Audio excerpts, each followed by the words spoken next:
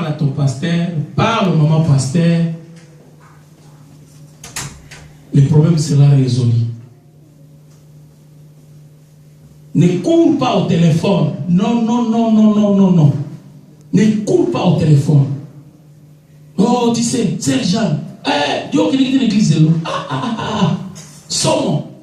Oh, makamu mikuna. Makamu nini. Non, ne sois pas de ce genre-là. Sois une femme debout, une femme qui va communiquer la vie à l'église. Apporte la joie à l'église. Amen. Amen. Amen. Amen.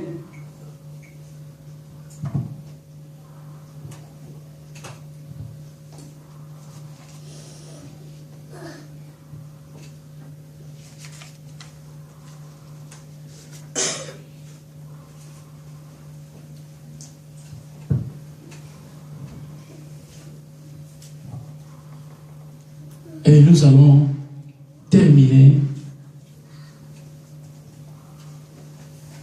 par 2 Rois 4, 8 à 36.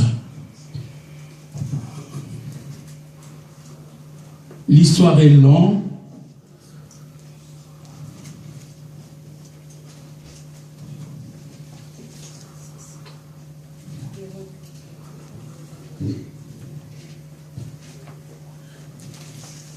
La parole du Seigneur. Un jour, Élisée passait par Sunem. Il y avait là une femme de distinction qui le pressa d'accepter à manger. Et toutes les fois qu'il passait, il se rendait chez elle pour manger. Elle dit à son mari, « Voici, je sais que cet homme qui passe toujours chez nous est un saint homme de Dieu. Faisons une petite chambre haute avec des murs et mettons-y pour lui un lit, une table, un siège et un chandelier, afin qu'il s'y retire quand il viendra chez nous. » Élisée, étant revenu à Sunem, se retira dans la chambre haute et y coucha. Il dit à Géasi, son serviteur, « Appelle cette Sunamite. » Géasi l'appela et elle se présenta devant lui. Et Élisée dit à Géasi, « Dis-lui, voici, tu nous as montré tout cet empressement. Que peut-on faire pour toi? Faut-il parler pour toi au roi et au chef de l'armée? » Elle répondit, « J'habite au milieu de mon peuple. » Et il dit, « Que faire pour elle? » Géasi répondit, « Mais elle n'a point de fils, et son mari est vieux. » Et il dit, « Appelle-la. » Géasi l'appela, et elle se présenta à la porte. Et il dit, « À cette même époque, l'année prochaine, tu embrasseras un fils. » Et elle dit, « Non, mon Seigneur, homme de Dieu, ne trompe pas ta servante. » Cette femme devint enceinte et enfanta un fils à la même époque. L'année suivante, comme Élisée lui avait dit, l'enfant grandit et un jour, il était allé trouver son père vers les moissonneurs. Il dit à son père, « Ma tête, ma tête. » Le père dit à son serviteur, « Porte-la à sa mère. » Le serviteur l'emporta et l'amena à sa mère.